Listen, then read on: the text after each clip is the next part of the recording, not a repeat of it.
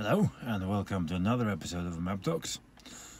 This time I'm back again in the Kia Seoul. I've been busy at meetings and a convention in the Norwegian EV Society. Long weekend, so more coffee. And I've been thinking supercars.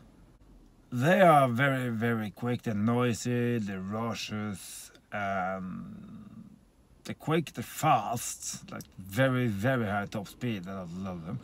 What about electric? They exist, I know we have the Rimac, which is a fantastic, brilliant engineering company. It's a bit like, it's a one-man's show, where they're driven by Matt Rimac, and it's built in Croatia. It's sort of the last country you expect that kind of technology to come out of, but it does. The Tesla Model S 75D, and it is the cheapest version per now, anyway, of the Model S you can buy. So it's the slowest version of the Model S you can buy. To put that into perspective, the Model S75 does it, Tesla says it does in 4.6. We know Tesla is being very conservative in their estimations. Probably it's better to be conservative about these things than to be optimistic, because if you're optimistic, people will find out and you will be caught lying, and people don't like that. The Model S isn't cheap, not even here in Norway.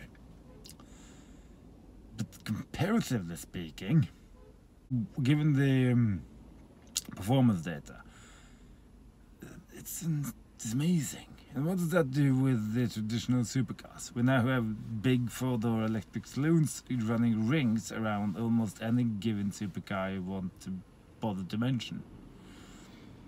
At least in the quarter mile. The problem with batteries is that they run hot, and when they run hot, even when they have the best thermal management system in the world, they still overheat. Rimac, however, is even faster, and the newest car, the Rimac Concept 2, is giving the supercar a proper slap in the face. The Hypercar, and the Koenigsegg's, and the Paganis and all that. Horatio Pagani, the man who started the Zondas and the Huira, is now looking into electric propulsion and electric possibilities. But I do believe that when Horatio Pagani says he's going to do something, he does it properly. The way he builds his cars tells you everything you need to know about how this man operates and how his company operates. Absolute perfection. When he says electric propulsion is something worth looking into, he says that for a reason. And Christian von Koenigsegg, but Christians say, I would love to make an electric hypercar, mega car, one day. The reason he hasn't yet is very simple. The weight of the batteries has to come down a little bit. I read an interview with him and Matt Rimac, and Christian said that he's astonished. The performance would be mind-boggling regardless, and an electric drivetrain in the hands of Christian von Koenigsegg and his team, and the same goes for Horatio Pagani. I would love to see what these people could get out of that, both in numbers and in design, the freedom of design it gives you, after all. But as Christian's point of view was that from a handling perspective, the batteries are too heavy and they would still be too cumbersome. So give it 5 or 6 years, power density will be going up and the weight will have been going down, because you don't need as many batteries to get as much power and as much range and all that stuff. Another interesting thing is the new VW IDR, or IDR, if you want to pronounce it that way, made specifically for the Pikes Peak. It looks like a Le Mans prototype, which is interesting, given that both Porsche and Audi, which are both part of the VW group, has pulled out of LMP1 racing recently, sadly. With the expertise in-house in VW, they've built it about 680 horsepower, Don't remember exactly the torque numbers now. There were plenty. Four motors and weight and downforce. And their point was that in such a spiked peak, it isn't. You never go flat out because it's like that. So you can't. There's no space. It's much more interesting how quickly you can regain speed and how quickly you can accelerate, and more than how fast you go. So it's probably, they claim, quicker or as quick as a Formula 1 and Formula E race car, which is brilliant up Pikes Peak because it's high up there, and a conventional engine would at some point need to well, it needs more air and it doesn't get it, so you run out of air and you lose power. An electric drivetrain doesn't need an air to function, it just works. And this begs the question, where is the supercar standing at the time being? It's no Tesla, but it's still electric, and I don't think the diesel soul does the same thing out there roundabout. We know Ferrari and Lamborghini well, they sort of have to do something.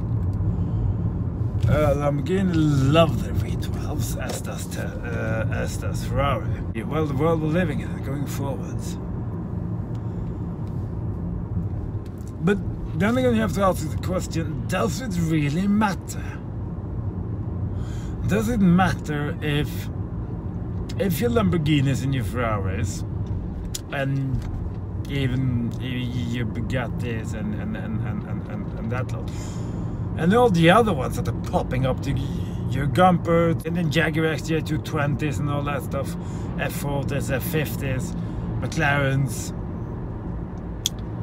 fuming out petrol and diluting the air and all that, does it matter?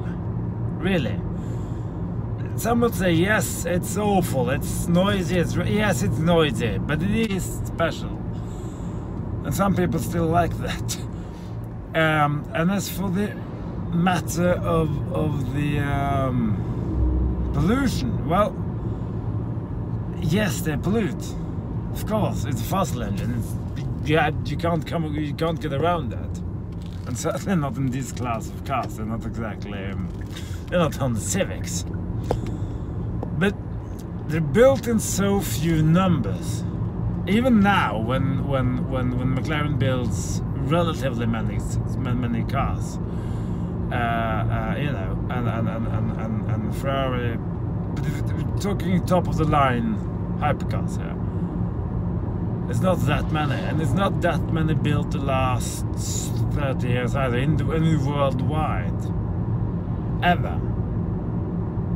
Porsche just built 918 of the 918 Spider. They built, I don't remember exactly, they were meant to build 2,500 of the Carrera GT. They only built 2,300 or something, I think. Ferrari has always kept their production numbers at their hypercars low because of desirability. Of course, an electric hypercar, an electric megacar would be quicker. Much quicker, but how much more quicker can you get until you need to be a jet fighter pilot to handle it? The 75 was more than quick enough for me. But the P100D, ludicrous fast, fastest car in the world, I think, not fastest, quickest. This is not built for any other purpose other than being fun and to showing off, obviously. I mean, you don't buy cars for £1 million or £2 million or whatever these things go for these days, because you're gonna go to the shops. A lot of people who takes these things to the shops and actually uses them because that's what they're built for. And I know the Tesla Roadster, which also looked truly astonishing. I mean, they've taken the DNA and then the design, and they've just evolved it and modernized it and put it into this Mazda MX-5-like thing, which is even more both classically elegant and then supremely modern and high-tech at the same time, which is rather interesting. With those specifications, it's gonna be The limit is down to the tires. An electric drivetrain can handle whatever you throw at it. The limit of how much can a set of tires take until they go pop or just melt. You have to have grip, otherwise you don't. You're really just standing there and spinning your tires, and that's not. It's fun and all that, but it's not very useful to anyone. It is an EV conversion after all. And it said one of them was from the north, and I was mentioning that I was throwing the 75 about, and like this, for instance, just full power. No wheel spin, no understand, nothing. And well, we tried the same thing in the winter, and it just went bam. The instruments were lighting up like a Christmas tree because of the electric overload were going like this. But it worked, and it just didn't spin out, didn't do anything. If you provoked it very, very hard, you could get a little flicker on the tail, and that's it. That's all you got. In the snow, full power. This was with the old P85D, but still, it was just astonishing. You can't do that in any. You can't do that with a conventional drivetrain. I'm sorry, but you can't. You just don't have the control over it. No, and that's.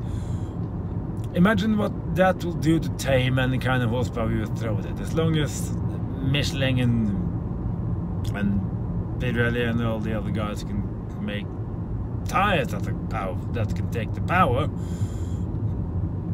There's no. But there is, of course, a limit, but God knows where that limit is. It's gonna be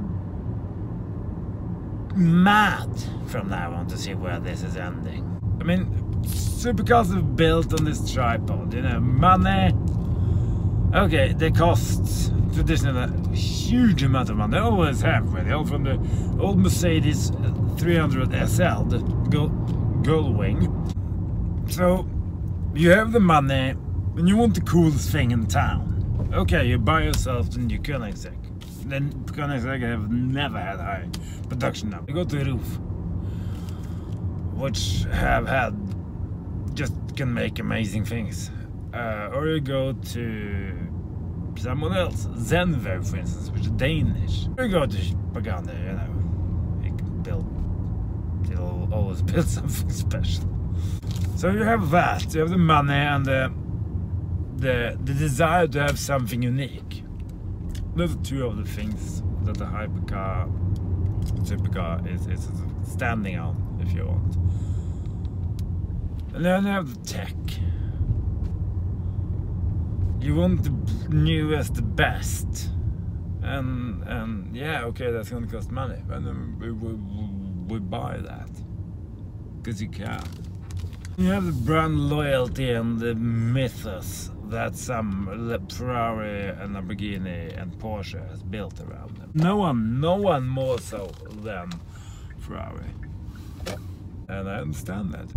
This price and technology and exclusivity, that's sort of the tripod of the supercar. When it comes to technology and exclusivity, Rimac, for instance, really deliver. And you don't see many other concept ones. There were 6, 7 or 8. Now -1 because, well, Richard Hammond previously from Top Gear, now Grand Tour crashed one. So there you go. They do things that not even Tesla can do. They have a different mission. Well, the base mission is the same, to electrify vehicles, but they're just going about it in different ways. And I think that, take me for instance, a petrol head. I can still speak about the V12s and the V10s and the V8s. Long time. And I don't think there's need to go away because there are not very many of them. And they won't go away for many decades still. And they're so few that they won't impact the world in any meaningful degree. But we need to get rid of the bread and water kind of cars. They're everyday. Like this car, for instance. The pollution in the cities and everywhere else, and noise pollution. The noise pollution, we don't talk very much about it, but it is, I'm looking, it is a big thing. really. If you can afford one of these mega cars, and then you discover that something comes along that can do what your 918 Spider can do,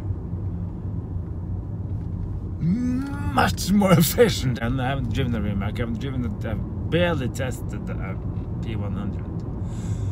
And the way it goes about accelerating is, it's just stupid. I know the Dodge Demon on the right tires, in the right weather, just can pip it. In theory, can just pip it. You come from America, you supercharge a big ruddy V8 and you give it a proper set of sticky tires and you go. Yeah, it's good. Kudos to Chrysler for doing that. That's a Dodge. That's just good old fun. It's amazing. But it is still revs, and you have to fit it, and you have to go, and you have to, you know, make everything work properly and perfect. Well, first of all, with no gearbox. The Rimac has a 2-speed one, but I still don't think that doesn't seem to impact the progress of the Rimac. It just goes, and it goes quickly. Now, when you discover this, and the way it goes, and the way it just shoots you off, unless you own your own amusement park,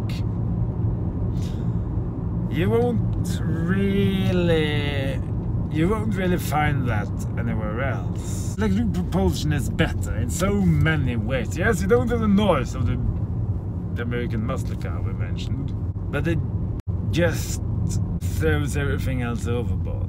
And when Rimac and Tesla and others, the VW group, as I said, the IDR, but it is showing the world where we're going, and I think we're going there faster than anybody really expected, and we're going there. And then we have the Neo, the one who just shattered the ring record last year. Yes, you don't get the sound of an internal combustion engine, but that doesn't mean that electric cars are all quiet. They're not. I were walking around in Oslo this weekend, and I noticed an old electric car built in Norway. And it was accelerating out the roundabout, and it had its own whine. It's boring. Well, yeah, maybe not. It's different, and all electric cars sound slightly different. This car doesn't sound like an i3, which doesn't sound like a Tesla Model S, which doesn't sound like a Model 3, actually, come to think of it, and so on. And I think it is a bit like Richard Hammond said after having crashed the Rimac Concept 1, that electric cars have their own whirs and hums and sounds. We just have to make a new vocabulary to describe it. So, yeah, thanks for watching, guys. Please leave a comment and like, and if you found it meaningful, then please, and want to see more, then please do subscribe. So, thanks for watching. Bye.